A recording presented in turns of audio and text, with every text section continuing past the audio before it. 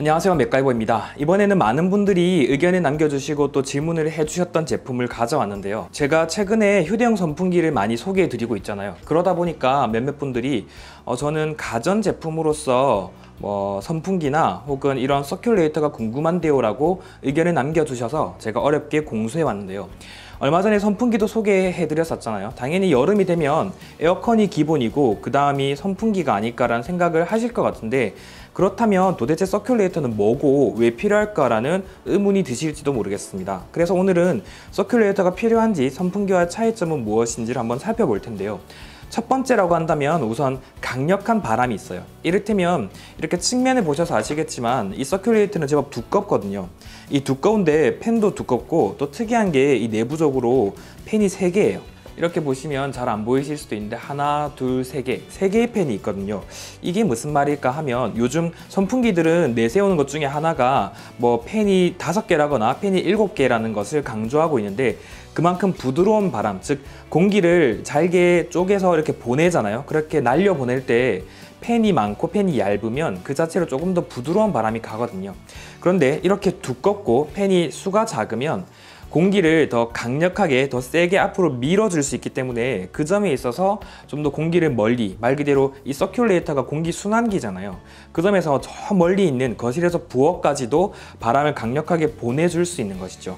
그 점에서 첫 번째 차이점이 있고, 또 이렇게 날개가 다르다라는 것 자체가 어떻게 보면 서큘레이터의 단점이 될 수 있잖아요. 그런데 몇몇 제품들은 이런 단점을 상쇄하기 위해서 이 단계를 세분화시켰거든요. 그렇기 때문에 조금 더 많은 단계, 이를테면 선풍기는 일반적으로는 3단계고 혹은 4단계나 최대 5단계까지 있잖아요. 그런데 특히 이 제품만 보더라도 12단계까지 조절할 수 있거든요. 아주 천천히 초미풍처럼 불어오다가 초강풍처럼 바꿔줄 수 있기 때문에 다양하게, 즉 선풍기로서도 활용할 수 있고, 또 원한다면 서큘레이터로서도 활용할 수 있는 것이죠.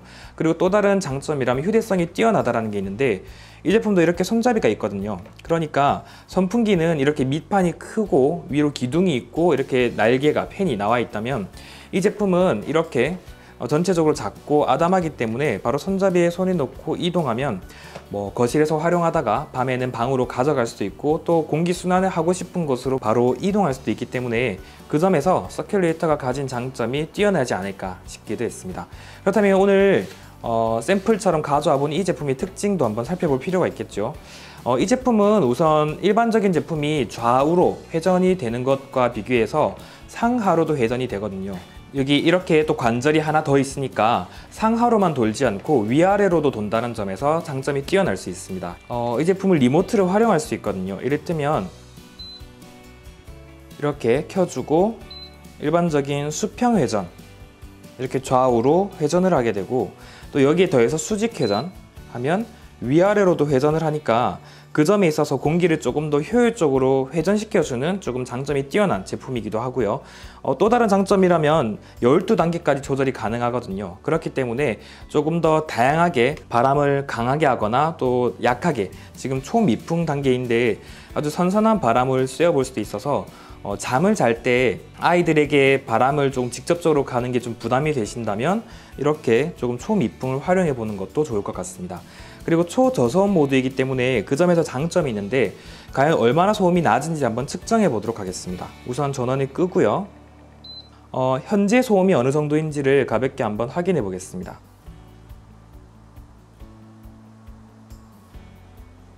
네, 현재 제가 말을 하지 않으니까 10dB 정도로 오고 가고 있는데, 과연 초미풍 단계에서 어느 정도일지 한번 확인해 볼게요.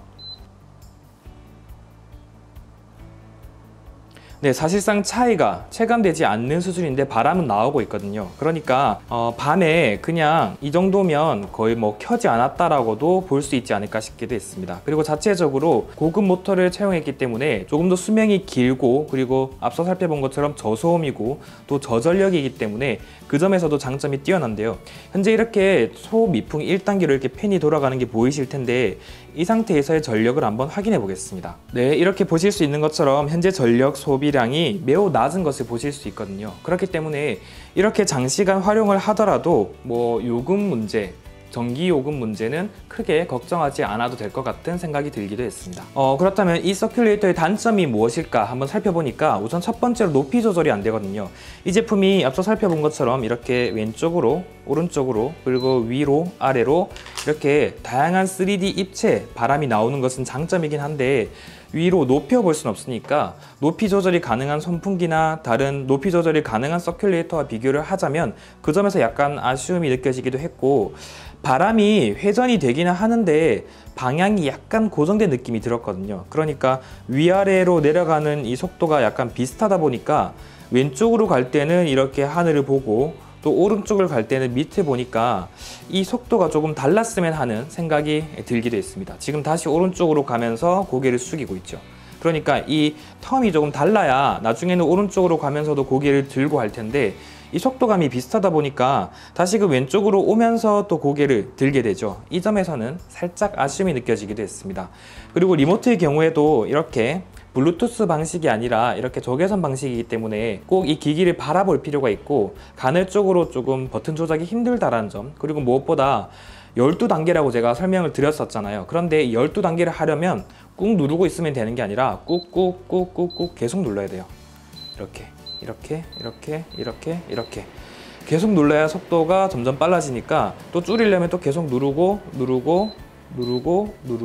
이 과정이 이 버튼감이 조금 아쉽기도 하고 이렇게 12번이나 눌러야 한다는 게 살짝 불편함으로 다가오기도 했습니다.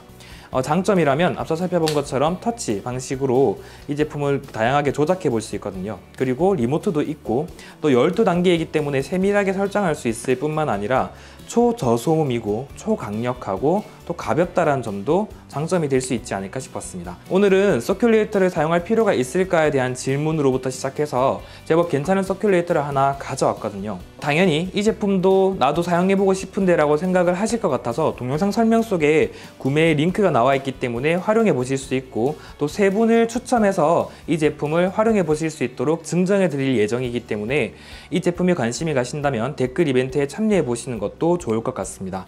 그리고 지금까지 시청해주셔서 감사드리며 시청해주신 분들만을 위해서 히든 문구를 알려드리자면 12단계 조절이라는 문구와 함께 댓글을 남겨주시면 당첨 확률이 쑥쑥 높아지니까 꼭 이벤트에 참여하실 때 12단계 조절이라는 문구와 함께 댓글을 남겨주시기 바랍니다. 그러면 저는 이 에어 서큘레이터로 공기 순환을 하고 다시 돌아오도록 하겠습니다. 동영상이 마음에 드셨거나 이 제품에 관심이 가신다면 구독과 좋아요, 댓글을 마구마구 남겨주시기 바랍니다.